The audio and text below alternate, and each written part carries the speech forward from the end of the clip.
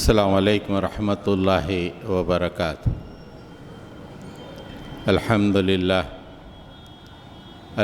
للہ نحمده ونستعینه ونستغفره ونؤمن به ونتوکل علیہ ونعوذ باللہ من شرور انفسنا ومن سیئات اعمالنا من يهدي الله فلا مضل له ومن يضلل فلا هادي له ونشهد أن لا إله إلا الله وحده لا شريك له ونشهد أن محمدًا عبده ورسوله أرسل بالحق بشيرا ونذيرا وداعيا إلى الله بإذنه وسراجا منيرا اللهم صل على محمد وعلى آل محمد كما صليت على إبراهيم وعلى آل إبراهيم إنك حميد مجيد اللهم بارك على محمد وعلى آل محمد كما باركت على إبراهيم وعلى آل إبراهيم إنك حميد مجيد اما بعد۔ سامعین محترم، ابھی ایک بزرگ نے مجھ سے کہا کہ غزہ کے حالات اور انٹرنیشنل کورٹ آف جسٹس میں جو ہو رہا ہے اس پہ کچھ تبصرہ کریں، لیکن میرے ذہن میں جو بات ہے وہ میں آپ کے سامنے رکھنا چاہتا ہوں کہ اس وقت غزہ کے وہ حالات ہیں، وہاں لمحوں میں سینکڑوں کی موت ہو رہی ہے،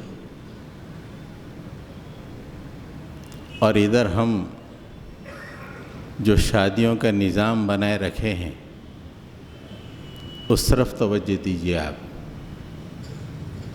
ایک طرف چھوٹے چھوٹے بچے بھوک و پیاس سے بلک رہے ہیں، ادھر مینو سے ٹیبل اتنا بھرا ہوا ہے کہ جگہ نہیں ہے۔ امت مسلمہ جس کو اللہ کے نبی صلی اللہ علیہ وسلم نے ایک جسد واحد کی مثال دی ہے، ایک جسم کی مثال دی ہے، فرمایا کہ اگر ایک حصہ زخمی ہو جائے تو پورا جسم اس کا کرب محسوس کرتا ہے۔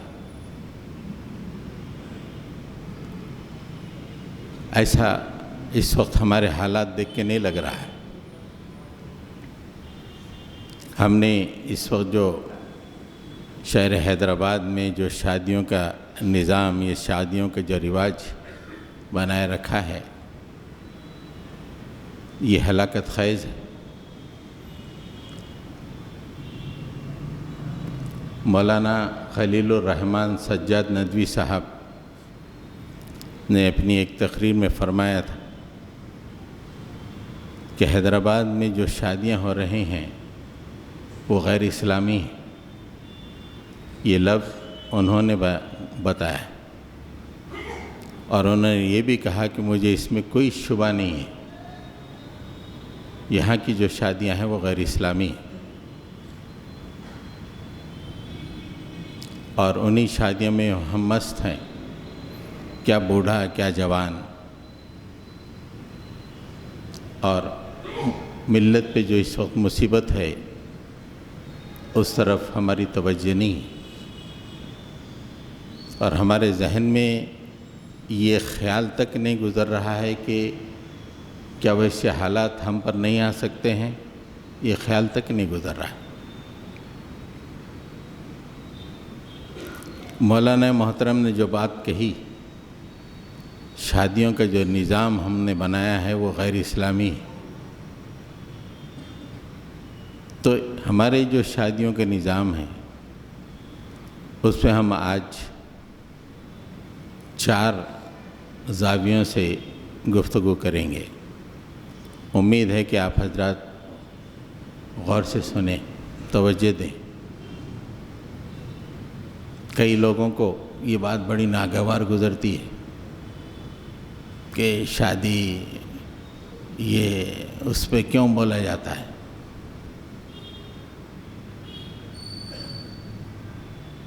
اللہ کے نبی نے ایسی شادیوں کا کبھی بھی حکم نہیں دیا ہے.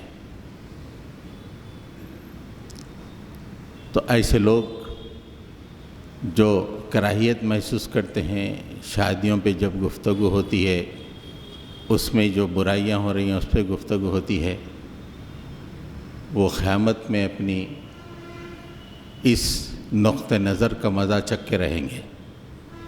قیامت میں تو کیا دنیا ہی میں چکھ لیں گے وہ. حضرت گرامی، اس وقت جو شادیوں کا رواج ہے، وہ شادیوں کا رواج ہمارے پاس ایک افسانوی، ایک فلمی انداز اختیار کر گیا ہے. جیسے کتابوں میں، افسانوں میں لکھا ہوتا ہے ایک محبوب اور اس کے ساتھ جو ہے دوسرے کا رویہ، یعنی عشق اور محبوب کی باتیں، ایک افسانوی انداز اور فلمی انداز. شادیاں افسانوی اور فلمی انداز کے لیے نہیں ہیں، یہ زندگی کی حقیقت ہے، زندگی کی ضرورت ہے. زندگی کی ضرورت کو فلمی انداز میں منایا جائے یا افسانوی رخ دیا جائے، یہ بہت بری بات ہے. اللہ کے نبی صلی اللہ علیہ وسلم نے فرمایا کہ جب لڑکا جوان ہو تو اس کی شادی کرو. کوئی شادی کی استطاعت نہیں رکھتا ہے تو اسے روزہ رکھنا چاہیے. اور یہ بھی اللہ کے نبی نے فرمایا کہ جو نکاح نہیں کرتا ہے اس کا ہم سے کوئی تعلق نہیں ہے. صحابہ کرام جب شادیاں فرماتے تھے، ذرا کان کھول کر سنیں. آج شادی ہوتی تھی، کتنی حقیقت ہے دیکھیے، زندگی کے قریب ہوتی ہیں شادی. آج شادی ہوتی تھی، کل جہاد پہ چلے آتے تھے. اتنی حقیقت پسندانہ نقطہ نظر ہے شادیوں کا. آج شادی، کل جہاد پر. اس لیے آپ اور ہم آج مسلمان ہیں. تو شادیوں کا جو افسانوی رنگ ہے وہ بہت ہی برا ہے. ابھی تو اتنا افسانوی انداز اختیار کیا گیا ہے. ایک شادی ہمارے رشتہ داروں میں تھی تو بلائے وسیم بھائی آپ کیسے بھی آئیے، حالانکہ بہت ہی نیک بزرگ ہیں وہ جو مجھے دعوت دیے ہیں. میں نماز وغیرہ پڑھ کے عشاء کی گیا، جا کے داخل ہوا. پہلے وہ شادی خانہ دیکھ کے مجھے بڑی حیرت ہوئی. اتنی رنگا رنگی، اتنا اسراف. لیکن اتفاق میں جب گیا اسی وقت میوزک شروع ہو گئی. ارے مجھے بڑا افسوس ہوا کہ میں آیا کیوں یہاں پر. میں واپس چلا گیا تو بعد میں مجھے پتہ چلا کہ آج کل ایک نیا رواج چل رہا ہے. وہ ولیمہ تھا. ولیمے کے دن لڑکا لڑکی کو لے کے آتا ہے، شادی خانے میں وہ ہاتھ میں ہاتھ ڈال کے داخل ہوتا ہے اور عورتوں کے حصے میں، علاقے میں جاتا ہے. اور جب وہ داخل ہوتا ہے تو ادھر میوزک شروع ہوتی ہے، گانے شروع ہوتے ہیں. اور بدبخت لڑکی کو لے آ کے وہاں پہ منڈپ پہ بٹھاتا ہے. پوری عورتیں وہاں پہ رہتی ہیں، نوجوان لڑکیاں رہتی ہیں. اس کے بعد وہ وہاں پہ بٹھا کے ادھر اپنے مسند پہ آ کے یہاں پہ مردانے میں بیٹھ جاتا ہے. وہ جو دلہن کو لے کر وہ جو داخل ہوا، جب سے لے کے بیٹھنے تک میوزک چل رہی ہے. یہ مسلمانوں کا طریقہ ہے. یہ افسانوی طریقے مسلمانوں نے اختیار کیے،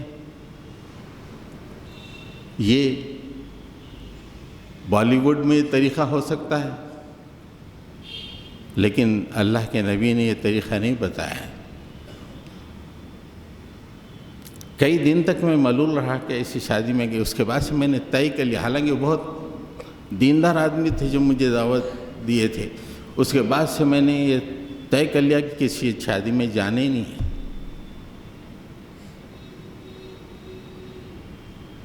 تو حضرت گرامی، نکاح بہت ہی اہم ترین چیز ہے، زندگی کی حقیقتوں میں سے ایک حقیقت ہے، اور نکاح سے ایک زندگی شروع ہوتی ہے، ایک یونٹ بنتا ہے،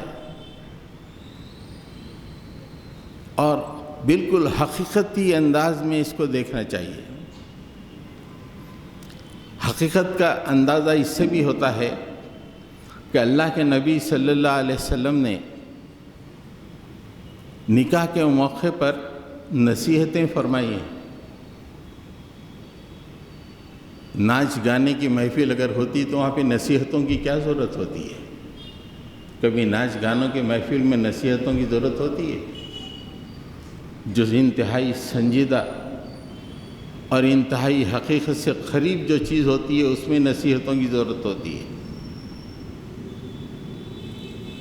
اور خطبہ نکاح جو مسنون خطبہ نکاح رائج ہے، حالانکہ کوئی بھی خطبہ نکاح پڑھا جا سکتا ہے جس میں آیتیں اور حدیثیں ہوں، لیکن ہم نے جس مسنون خطبے کو جو ہے رواج دے لیا ہے اپنی شادیوں میں، کتنی اہم ترین باتیں ہیں اس میں۔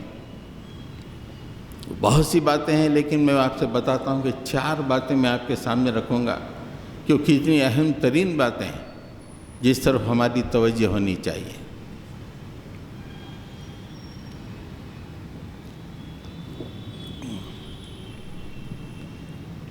سب سے پہلے اس خطبے میں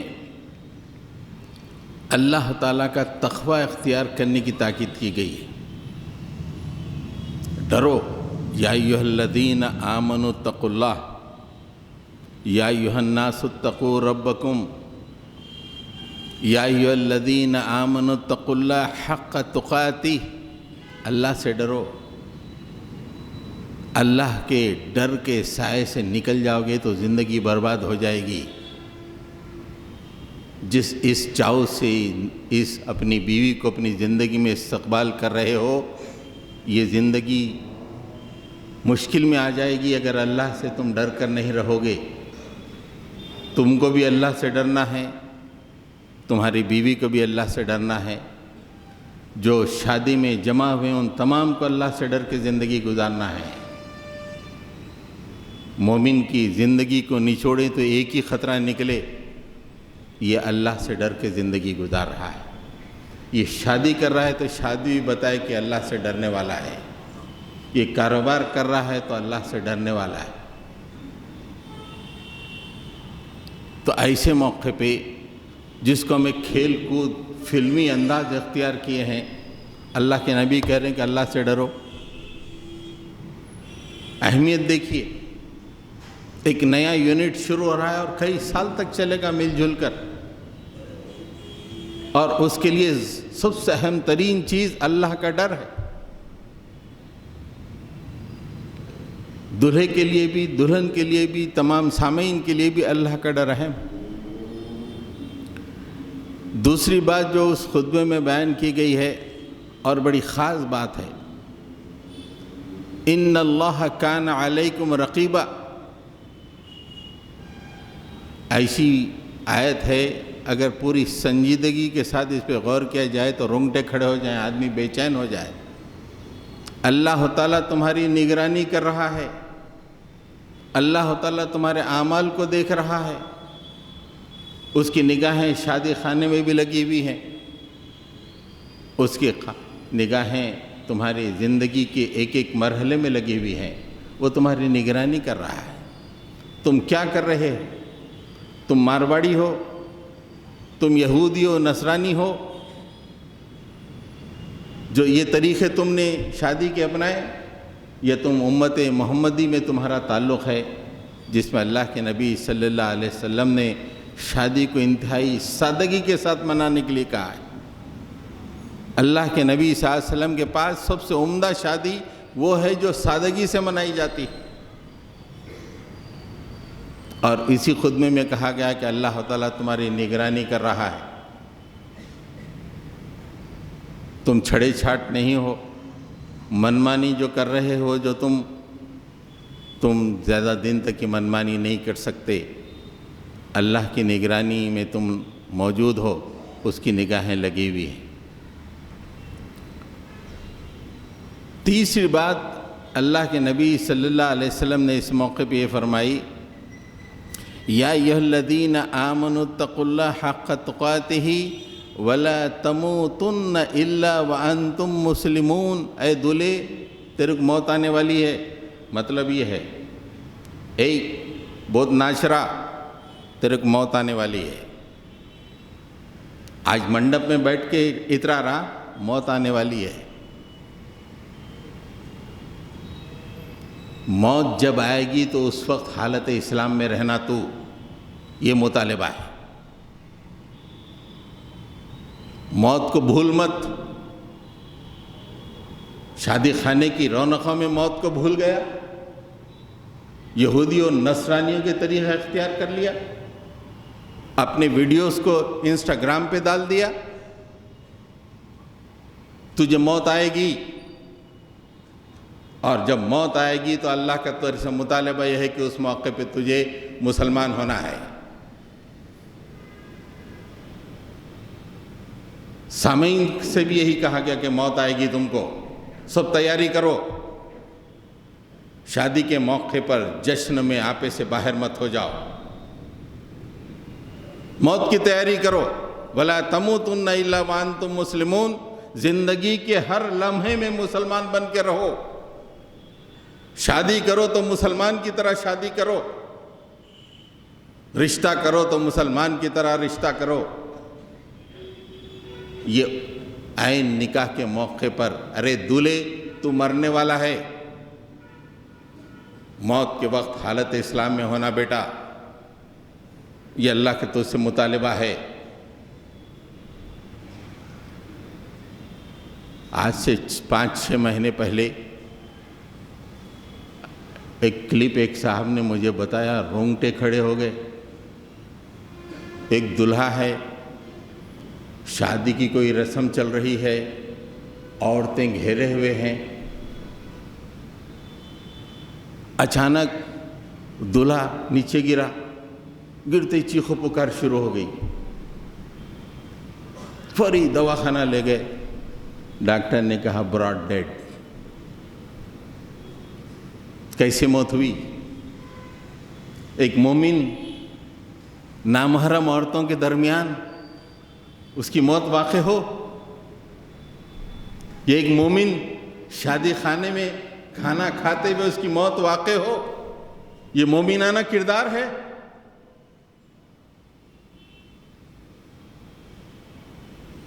موت تو ایک مقصد کے لیے ہوتی ہے، زندگی تو ایک مقصد کے لیے ہوتی ہے۔ گزشتہ 1 سال میں کتنے واقعات آئے، نوجوانوں نے اپنے دوست کی شادی میں ناچنا شروع کیا، ناچتے ناچتے گر گئے، وہیں ختم ہو گئے۔ اللہ کا مطالبہ ہے کہ ارے تو ناچتے ناچتے مر گیا، ارے تو حالت اسلام میں مرے، یہ میرا مطالبہ تھا۔ شادی بڑی سنجیدہ چیز ہے دوستو، یہ فلمی انداز، یہ افسانوی انداز یہ کام آنے والا نہیں ہے۔ ایک اور بات اللہ کے نبی صلی اللہ علیہ وسلم نے فرمائی اس موقع پر، ارے نادان، تو نے 50 لاکھ کی شادی کی اور سمجھا کہ تو کامیاب ہے، 2 صحباب نے واہ واہ کی، تو سمجھتا ہے کہ کامیاب ہے، تو سمجھتا ہے کہ تو امریکہ کا ویزا لگا کے چلے گئے، کامیاب ہے۔ سن دلے سن، وَمَن يُطِعِ اللَّهَ وَرَسُولَهُ فَقَدْ فَازَ فَوْزًا عَظِيمًا۔ جو اللہ اور اس کے رسول کی اطاعت قبول کرتا ہے زندگی میں، یہ بہت بڑی کامیابی ہے. کامیابی کا یہ تصور عین نکاح کے موقع پہ دیا جا رہا ہے. تم کامیابی چاہتے ہو؟ آؤ اللہ اور اس کے رسول کے دامن میں آؤ. اتنی سنجیدہ ترین چیز ہے، لیکن اس کو ہم نے اچھے لوگ تھوڑا سا پیسہ اللہ نے دے دیا یہ سمجھنے کہ وہ اپنا ہے. نادانوں کو یہ جاننا چاہیے کہ 5 چیزیں اللہ کے نبی صلی اللہ علیہ وسلم نے بیان فرمائی. جب تک آدمی 5 چیزوں کا جواب نہیں دیتا اس وقت تک اللہ کے سامنے سے وہ ہٹ نہیں سکتا. 5 things، 5 چیزیں. سب سے پہلے اللہ کے نبی نے فرمایا کہ زندگی کہاں گزاری. ہماری زندگی کو اگر نچوڑ کے دیکھیں، کیا زندگی ہے یارو؟ اللہ کے لیے کچھ لمحے گزرے؟ وہاں تو صحابہ کی زندگی پوری کی پوری اللہ کے راستے میں. یہاں صرف شادی کو بند سنورنے میں گزشتہ 1 ہفتے کا اگر نکالے تو کئی گھنٹے لگ جائیں گے. صرف شادی کو جانے کے لیے بننا سنورنا ہو رہا ہے. زندگی کہاں گزاری؟ اس کے بعد جوانی کی اہمیت کا اندازہ لگائیے کہ جوانی زندگی ہی کا ایک حصہ ہے. اس کے باوجود اللہ تعالیٰ ایک اور سوال کرے گا کہ جوانی کہاں گزاری؟ شادیوں میں ناچتے ہوئے گزاری، ڈھوے بنے رہے، یا اللہ کے لیے کچھ کیا زندگی میں؟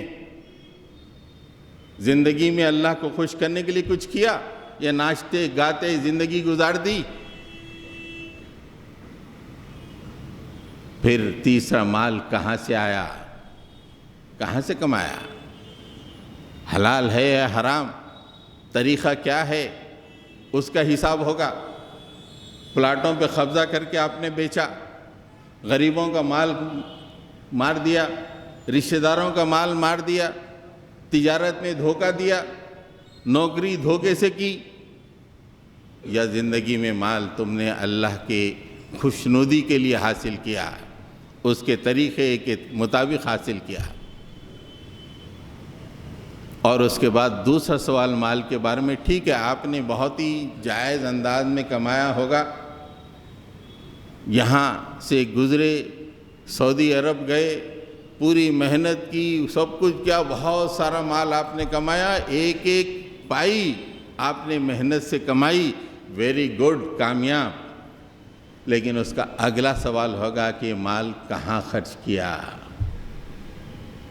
یہ مال تیرا نہیں ہے کہ 50 لاکھ شادیوں میں خرچ کر دے. یہ مال تیرا نہیں ہے، تو اس پہ صرف خلیفہ بنایا گیا ہے. اللہ پوچھے گا کہ مال کہاں خرچ کیا. پھر آخری بات، جو علم ہم نے تم کو دیا تھا اس پہ تم نے کہاں تک عمل کیا؟ یہ 5 باتیں ہر ایک سے پوچھے جائیں گے، ہر ایک سے.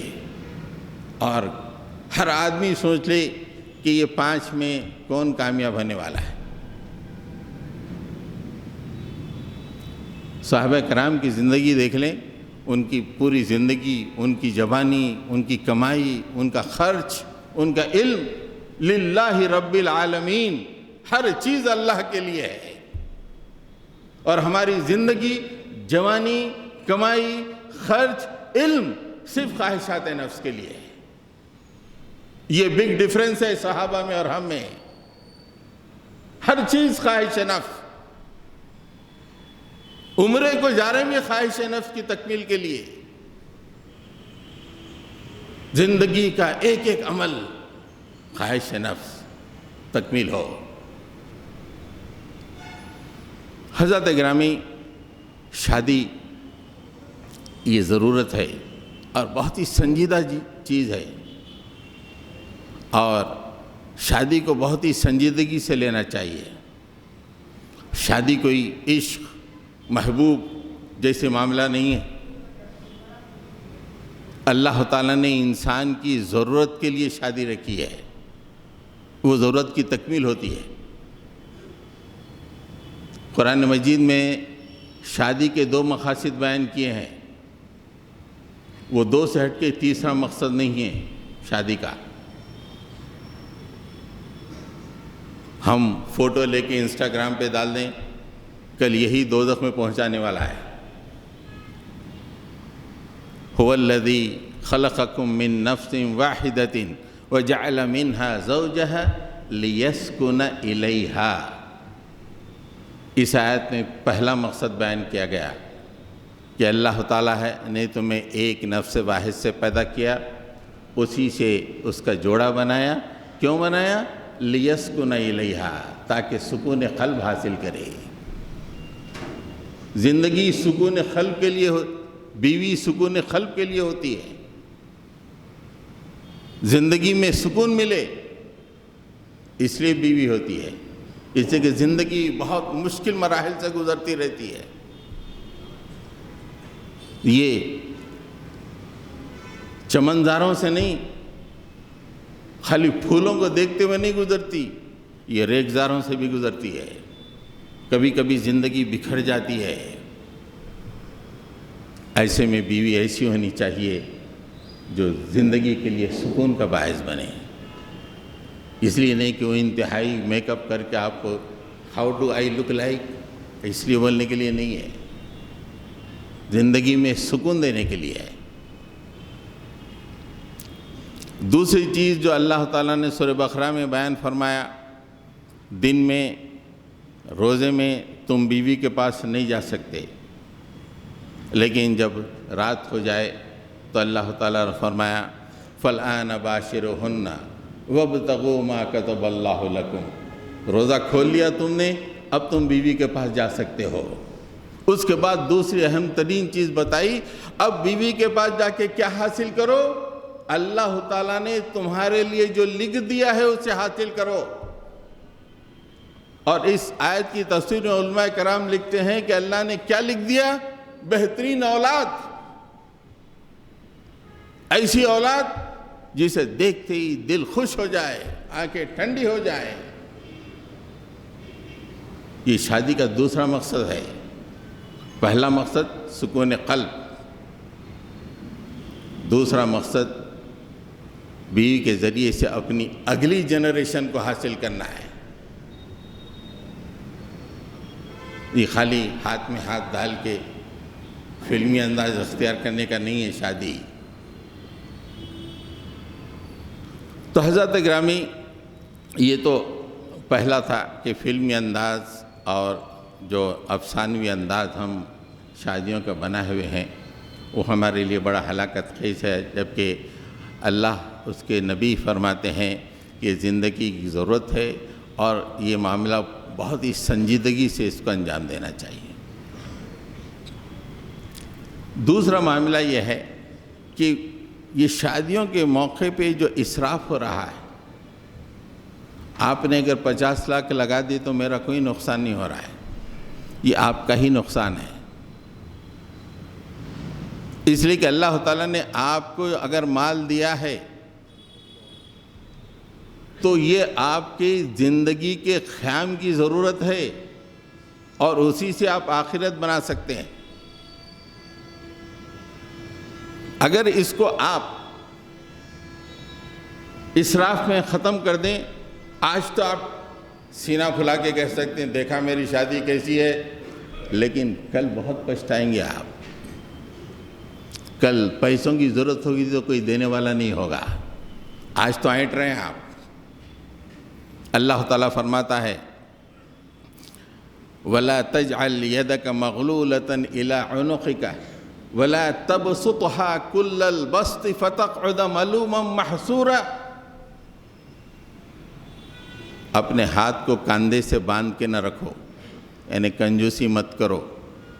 اللہ کے راستے میں خرچ کرنے سے کنجوسی مت کرو، اپنے بچوں پہ خرچ کرنے سے کنجوسی مت کرو، اور اپنے ہاتھ کو اتنا کھلا نہ چھوڑو۔ اسراف، اگر اتنا کھلا چھوڑو گے اور کنجوسی کرو گے تو تم محصور ہو جاؤ گے، تم ایسا گھر جاؤ گے کہ کوئی آپ کا سپورٹ نہیں کرے گا۔ فَتَقْعُدَ مَلُومًا مَحْسُورًا، اپنے آپ پہ ملامت کرو گے اور حالات میں گر جاؤ گے۔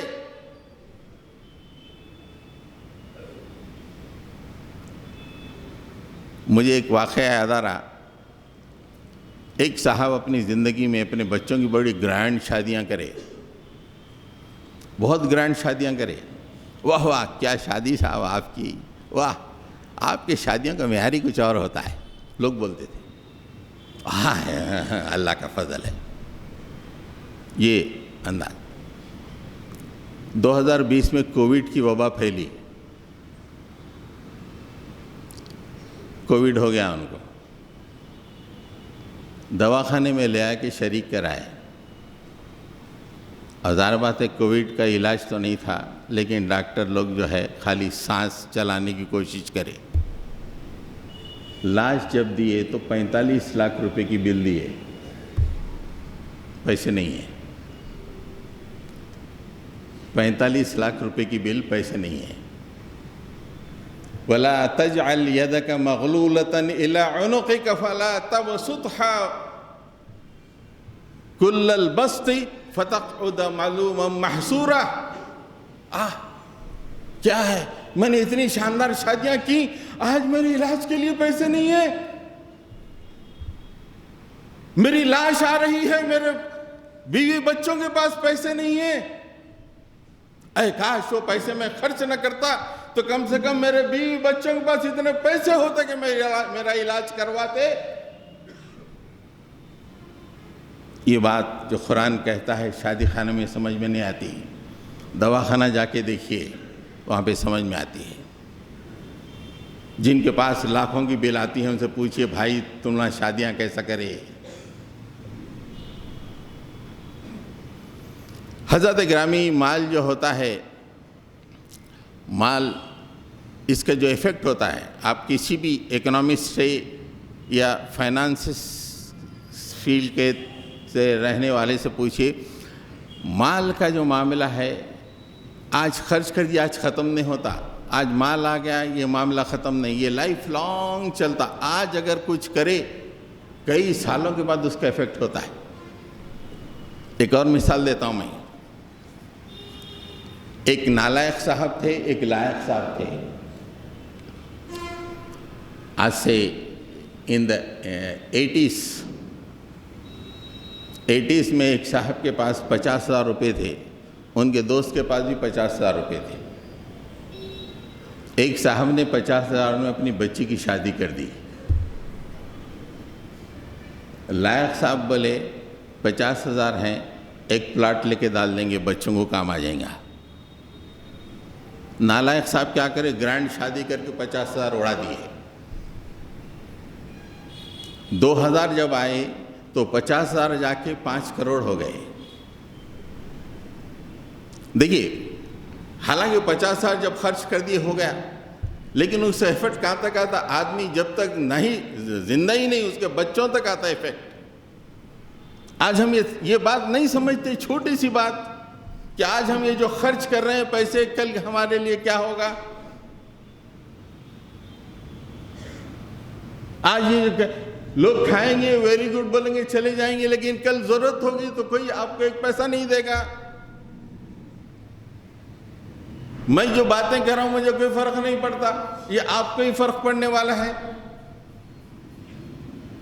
جو آج اس لیے اللہ تعالیٰ نے کہہ دیا کہ فَتَقْعُدَ مَلُومًا مَحْسُورًا، وہ مسائل میں گھر جائے گا، اپنے آپ پہ ملامت کرے گا، کاش میں یہ اسراف نہ کیا ہوتا تو آج کسی کے سامنے مانگنے کی ضرورت نہیں پڑتی تھی۔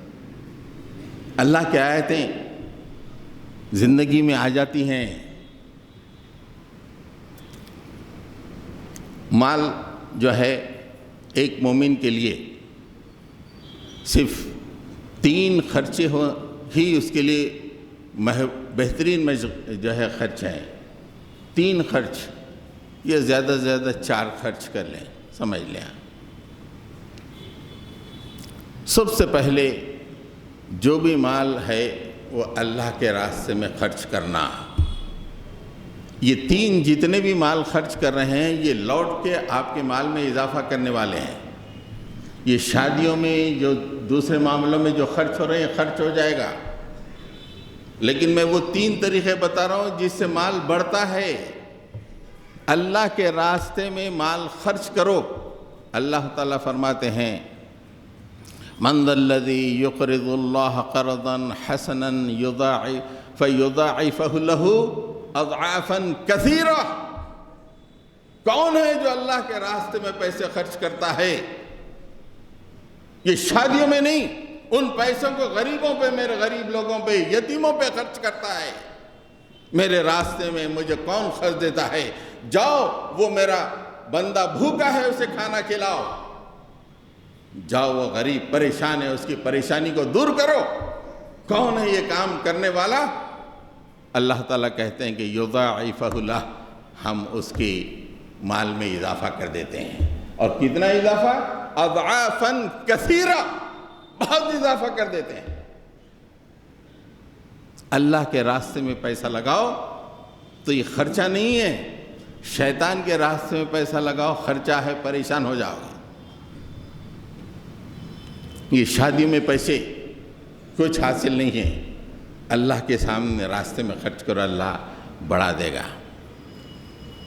ایک اور مقام پہ اللہ تعالیٰ نے فرمایا مثل الذین ينفقون اموالهم فی سبیل اللہ کمثل حبۃ انبتت 7 سنابل فی کل سنبلۃ 100 حبۃ واللہ یضاعف لمن یشاء واللہ واسع علیم. ارے تم کیا سمجھتے ہو نادانو؟ اللہ کہہ رہا ہے کہ اللہ کے راستے میں ایک پیسہ خرچ کرنے کا مطلب کیا ہے. چلو ٹھیک ہے، ہم اس کی میتھمیٹکس تم کو سمجھا دیتے ہیں.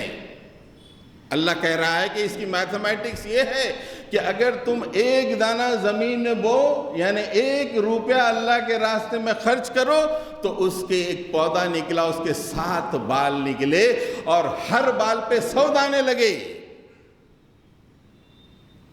ہر بال پر 100 دانے، یعنی ایک دانہ کتنا ریٹرن دیا؟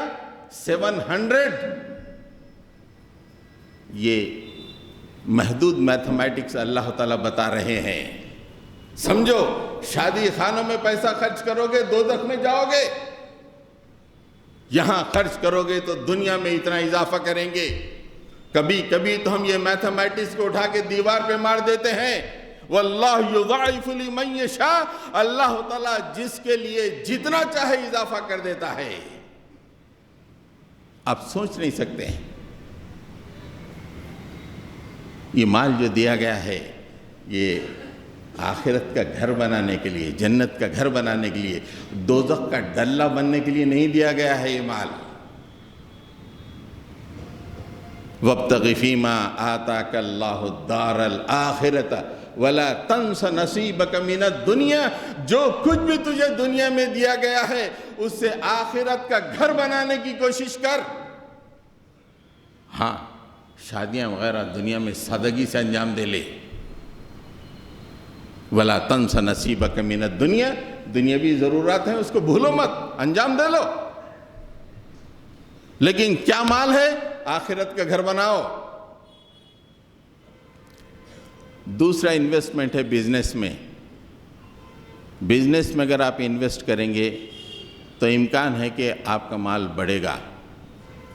اللہ کے نبی صلی اللہ علیہ وسلم فرمایا کہ اللہ تعالیٰ نے 99 باتیں، 99 فائدے تجارت میں رکھے ہیں. 99.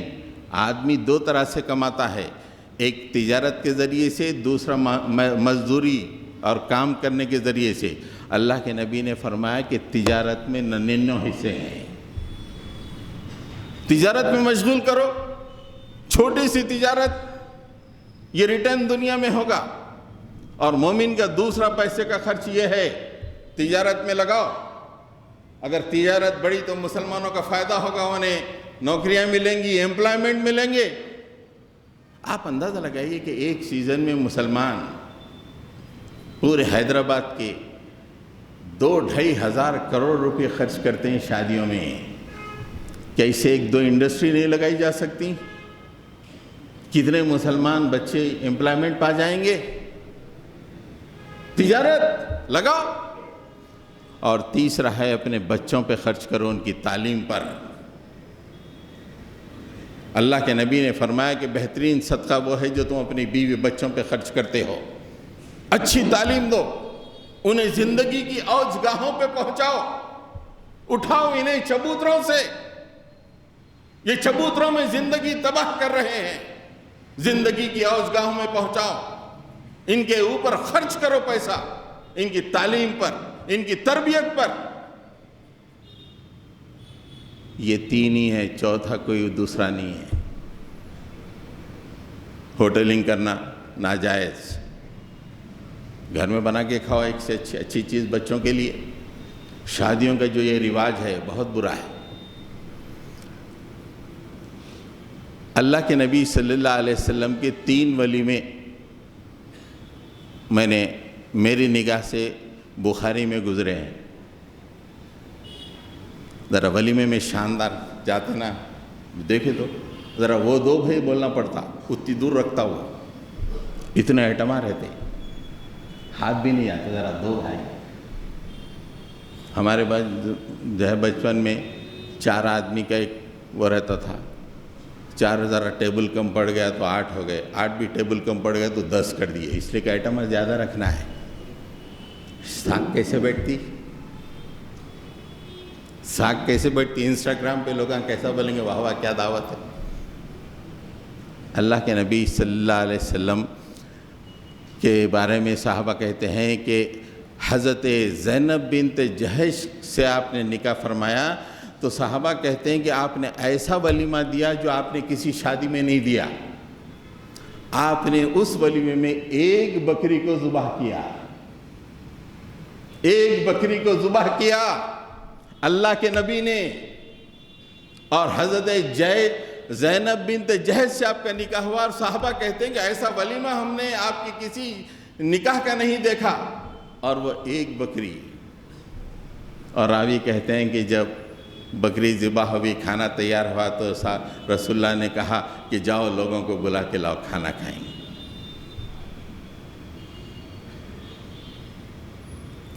دوسرا نکاح حضرت صفیہ رضی اللہ تعالیٰ عنہا سے، اس کا یہ تینوں باتیں بخاری میں آئی ہیں. حضرت صفیہ رضی اللہ تعالیٰ عنہ سے آپ نے نکاح فرمایا، اور اس کے بعد آپ نے جو ولیمہ فرمایا کہ حضرت صحابہ کرام فرماتے ہیں کہ آپ صلی اللہ علیہ وسلم نے تھوڑا سا ملیدہ بنا کے صحابہ کو کھلا دیا. ملیدہ عرب میں ایک ڈش ہوتی ہے جس میں جو اور کھجور وغیرہ ڈال کے بنائے تھے، تھوڑا سا کھلا دیا. ایک اور ولیمے کا تذکرہ بخاری شریف میں آتا ہے. اللہ کے نبی صلی اللہ علیہ وسلم کے بارے میں فرماتے ہیں کہ اللہ کے نبی صلی اللہ علیہ وسلم نے ایک ولیمے میں جو کھانا کھلایا 2 مد جو، 2 مد یعنی 2.25 سیر، 2 سیر بھی نہیں، 2.25 سیر جو لے کے آپ نے ولیمہ کر دیا. کیا یہ بولیں گے اللہ کے نبی آپ کیا قیامت میں کیا ولیمہ کرے، ہمارا ولیمہ دیکھے کیسا تھا، بولیں گے ہم؟ کیا نگاہیں بھی ملا سکیں گے ہم اللہ کے نبی سے قیامت میں؟ یہ ولیمے 2.25 سیر جو ولیمہ آپ نے دیا، ملیدے کا ولیمہ آپ نے دیا، اور سب سے بڑا ولیمہ 1 بکری ذبح کر کے دی.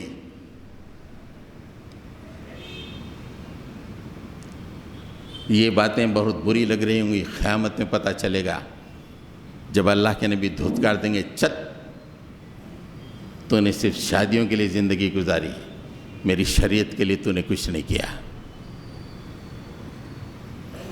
حضرت گرامی، تیسرا پوائنٹ جو اہم ترین ہے میں آپ کو یہ بتاؤں کہ ایک قوم کا ایک سرمایہ ہوتا ہے. 3 چیزیں قوم کا سرمایہ ہوتی ہیں. وہ یہ سرمایہ اگر صحیح جگہ لگتا ہے تو قوم اوپر اٹھتی ہے. اگر یہ صحیح جگہ نہیں لگتا ہے تو قوم غلام بن جاتی ہے۔ 3 چیزیں کوئی بھی قوم، وہ مسلمان ہو، یہودی ہو، نصرانی ہو، ہندو ہو، کسی بھی قوم کو اللہ تعالیٰ جو سرمایہ دیتا ہے وہ 3 چیزوں پہ مشتمل ہوتا ہے، اور 3 چیزیں اگر صحیح جگہ استعمال ہوتی ہیں قوم ترقی کرتی ہے، اوپر پہنچتی ہے، اور تینوں چیزیں صحیح استعمال نہیں ہوتی تو غلام بن جاتی ہے۔ آج دنیا میں جو قومیں ترقی کر گئی ہیں یہ 3 چیزوں کے صحیح استعمال سے ہے۔ سب سے پہلا ٹائم، وقت۔ ہر قوم کو ٹائم دیا ہے اللہ تعالیٰ نے، مین ڈیز بولتے ہیں۔ ایک قوم اگر 1000 آدمی ہیں تو 1000 آدمی ایک دن 1000 مین ڈیز، اور معاملہ اب تو آ گیا مین آورس پر۔ 1 گھنٹہ، اگر 1000 آدمی 1 گھنٹہ ایک ساتھ گزارتے ہیں تو 1000 مین آورس، اور 1000 مین آورس کسی کنسٹرکٹڈ کام میں لگتا ہے تو قوم اوپر جاتی ہے۔ دوسرا ہوتا ہے قوم کے نوجوان۔ نوجوان اگر قوم کے لیے کام کرتے ہیں، ان کی قوتیں، ان کی طاقتیں، ان کی صلاحیتیں ایک بہتر مقصد کے لیے استعمال ہوتی ہیں تو قوم ترقی کرتی ہے۔ قوم کے نوجوان اگر شادیوں میں ناچنے لگیں، چبوتروں پہ گزارنے لگیں، واٹس ایپ پہ زندگی تباہ کرتے رہیں، قوم نیچے چلے جائے گی۔ قوم کے نوجوان اگر اپنی زندگی کو تجربہ گاہوں سے وابستہ کرتے ہیں، تعلیم گاہوں سے وابستہ کرتے ہیں، میدانوں سے وابستہ کرتے ہیں تو قوم کی زندگی اوپر جائے گی۔ اور تیسرا، اللہ کی جو بہت بڑی نعمت ہے مال۔ مال جو قوم کو اللہ تعالیٰ دیتا ہے بہت بڑی نعمت ہے۔ یہ قوم کے سرمایہ میں سے ایک جز ہے۔ اس مال کو اگر صحیح ڈھنگ پر استعمال کیا جائے تو قوم ترقی کرتی ہے۔ آج ساری دنیا میں اسرائیل بدنام ہے، لیکن 3 چیزیں اسے آج اونچائی پہ رکھی ہوئی ہیں۔ ایک، ان کے نوجوان، ان کی قوم اپنا وقت برباد نہیں کرتی، یا تو میدانوں میں ہیں۔ ارے عورتیں یارو، عورتیں میدان میں زندگی ختم کر رہی ہیں، مر رہی ہیں۔ بچیاں، نوجوان، ادھر دیکھو تجربے گاہوں میں سائنٹسٹ،